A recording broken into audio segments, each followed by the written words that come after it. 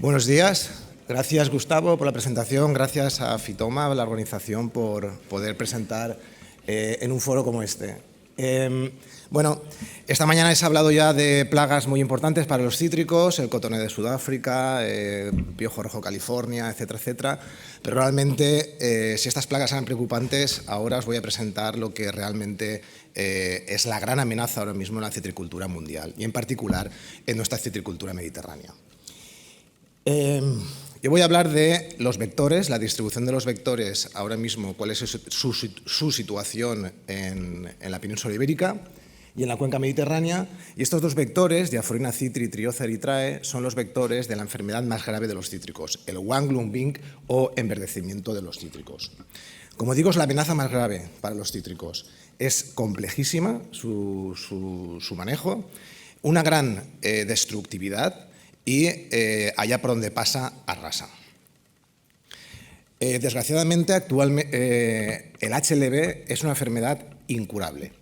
No hay solución que elimine la bacteria de los cítricos y, como decía antes, allá donde se ha detectado la enfermedad, las pérdidas han sido enormes. Todos conocen los ejemplos de Brasil, Florida, el sudeste asiático, etc. De hecho, fijaros cómo está la situación. Esta es una de las zonas más destruidas de la citricultura mundial, en concreto Florida.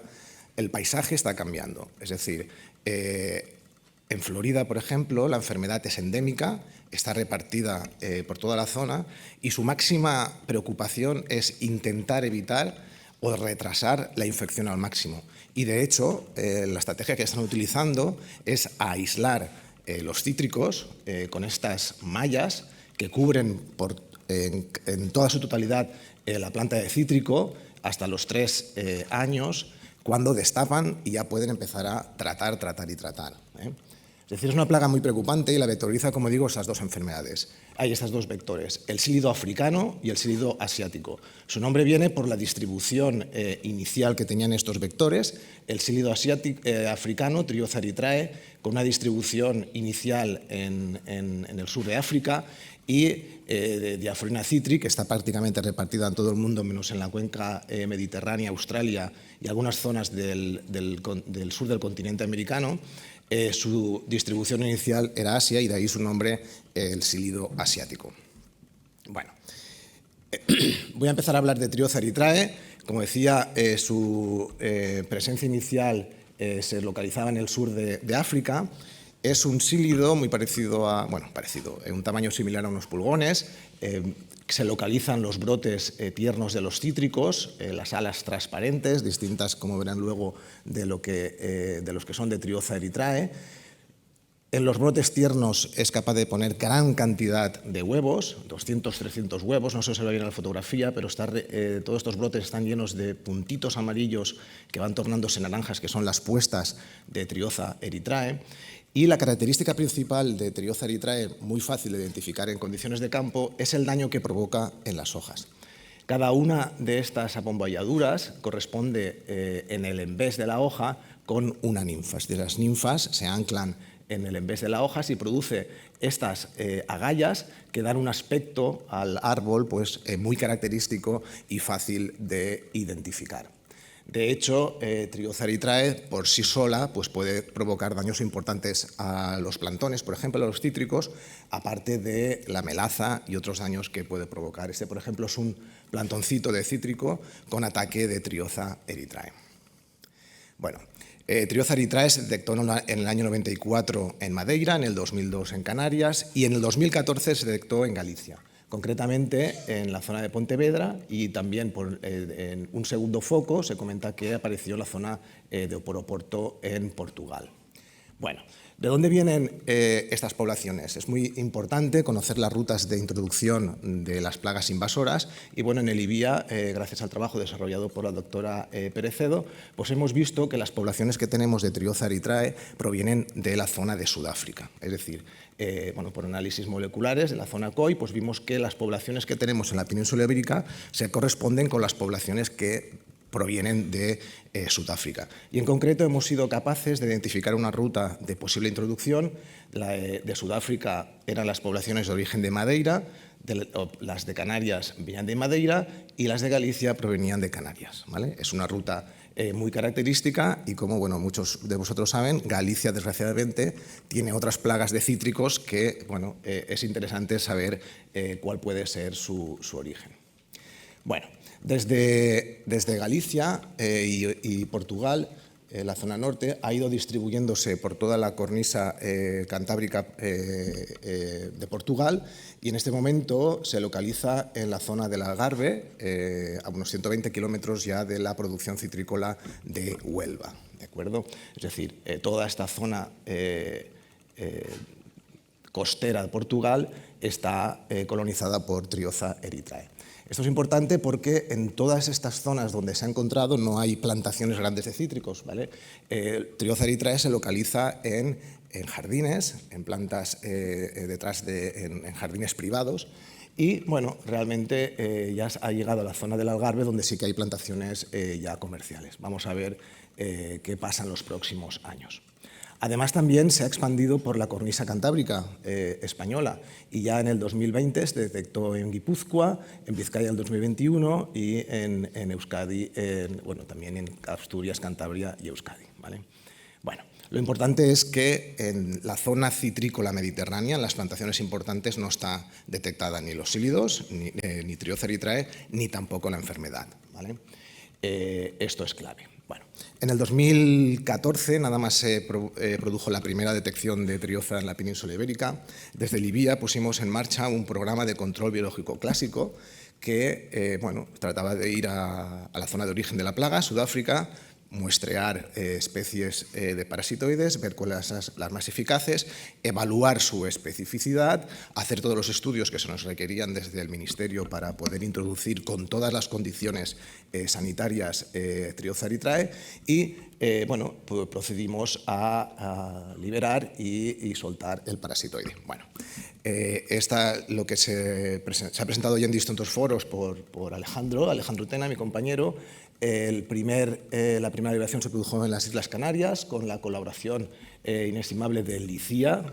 Tuvimos ahí un sistema de cría, también con el Gobierno de Canarias, que colaboraron al máximo. Y bueno, estos son resultados que ya se han presentado en distintos foros, donde se ha visto que desde la primera liberación en abril del 2018, las poblaciones de Trioza erythrae prácticamente han ido a cero. Es decir, esto es el porcentaje de parcelas infestadas por Trioza erythrae, como ven, altas en otoño del 2018 y ya en primavera del 2020 es muy difícil encontrar Trioza erythrae en las Islas Canarias. Bueno, a partir de ahí, bueno, estos buenos resultados ayudaron a tomar la decisión para introducirlo en Galicia y nuevamente con la colaboración de LICIA, con la colaboración de la Junta de Galicia, con la participación de Traxatec, se puso en marcha un sistema de cría en los viveros de Maceda. Bueno, con estas poblaciones el Ministerio nos autorizó a realizar 3 sueltas experimentales en estas 3 zonas, en pequeñas cantidades, en Romayo, Grove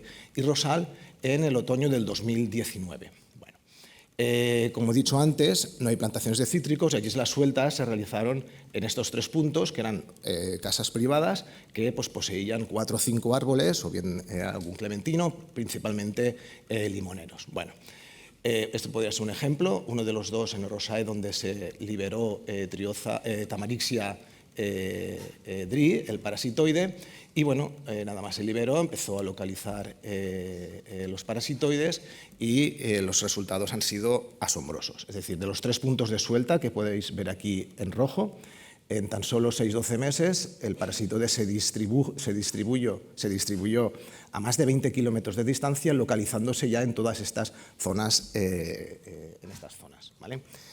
Bueno, se nos autorizó a hacer ya sueltas, el gobierno, la Junta de Galicia y Traxa empezaron a realizar las sueltas en todos estos puntos y, como ven, pues la colonización de Tamarixia dri ha sido espectacular, ha sido de libro.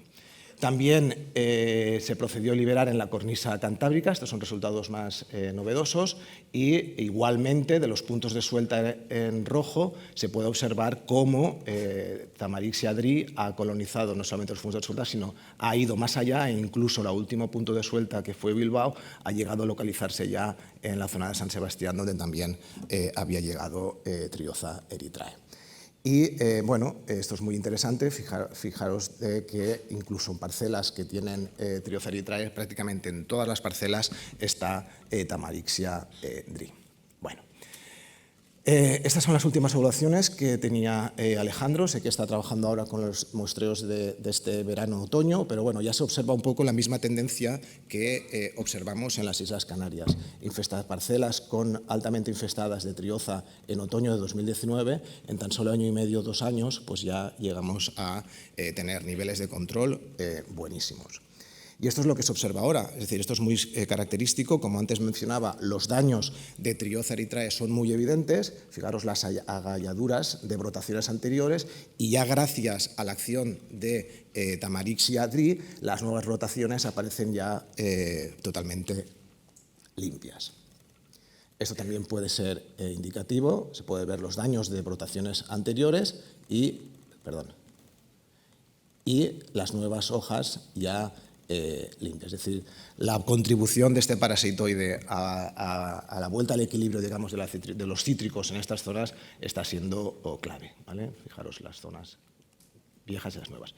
Y esto es lo que se observa en esas hojas viejas. Cuando uno va a ver qué ha ocurrido en estas hojas, fijaros cada una de estas ninfas que corresponden en vez con las agalladuras en el haz, lo que se observa es los opérculos de salida del parasitoide, estos redonditos, y el meconio, es decir, el excremento que deja la larva antes de pupar, característico de Tamarixia dri en Trioza erythrae, ¿vale? Es decir, los niveles de parasitismo son realmente espectaculares, ¿eh? Hojas que giras y ves 30, 40 ninfas y todas parasitadas con el opérculo de salida. Bueno, ya hasta aquí las buenas noticias. Y ahora viene lo que realmente nos debe de preocupar. Y lo que nos debe de preocupar es el sílido asiático, Diaphorina citri.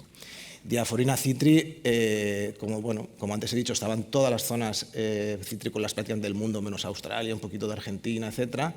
Y en 2021 se detectó ya en la cuenca mediterránea. Es decir, ya tenemos Diaphorina citri presente en el Mediterráneo.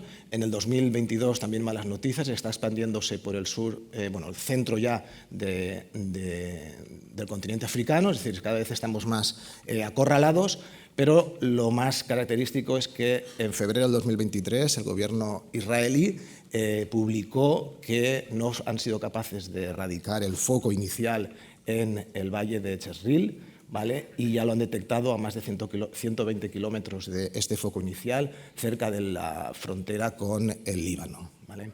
Por tanto, no son buenas noticias, es decir, da la sensación de que está un poco descontrolado, está extendido, según dicen, en jardines, en patios privados y en tierras no agrícolas, es decir, un poco se repite la historia que este sílido ha ido dejando en las zonas que coloniza. Y vamos a ver qué ocurre, porque realmente Egipto está, como digo, costera con el Líbano, Siria y toda la zona citrícola de Turquía. Es decir, estar en el Mediterráneo, realmente esto es una amenaza, porque ese es el vector es el mejor vector del HLB, y realmente ya de por sí como plaga es preocupante, pues ya con el vector sería muy, muy, muy difícil de regular. Bueno. Y aquí es donde estamos trabajando ahora, es decir, entre otros aspectos de manejo de la enfermedad, de material vegetal, inducción de defensas, etc., desde el grupo de entomología estamos trabajando con control biológico proactivo, es decir, estamos ya prácticamente con los permisos ya autorizados para la introducción de Tamarixia radiata, de una cepa, de una raza que pensamos que es mucho más efectiva que las que se han liberado en Florida, Brasil, por ejemplo, que es en concreto la que se está trabajando en California. Y bueno, la intención es, en el caso, ojalá esto nunca llegue a pasar, pues bueno, ya tenemos toda la documentación que en cuanto aparezca Diaphorina citri, poder liberar lo antes posible Tamarixia radiata, porque a pesar de que de por sí no es suficiente como método de control único, no va a ser, ya olvidaros, no va a ser como Tamarix y Adri con Trioceritrae, parece ser que sí que está demostrándose en California que cuando antes se libera, el efecto es mucho mejor en reducir las poblaciones de diaforina citri. Bueno, y para finalizar, simplemente recordar que se han logrado muchos resultados, algunos significativos en los 2 últimos años en el tema del manejo del HLV, con temas de péptidos antimicrobianos, inducciones de defensas, CRISPR, etcétera, etcétera, etcétera, pero tenemos que recordar que el HLV aún no tiene una solución definitiva y la introducción en nuestra citricultura realmente sería una catástrofe para la industria citrícola, que realmente, pues, desgraciadamente no tenemos armas químicas ahora mismo para controlar.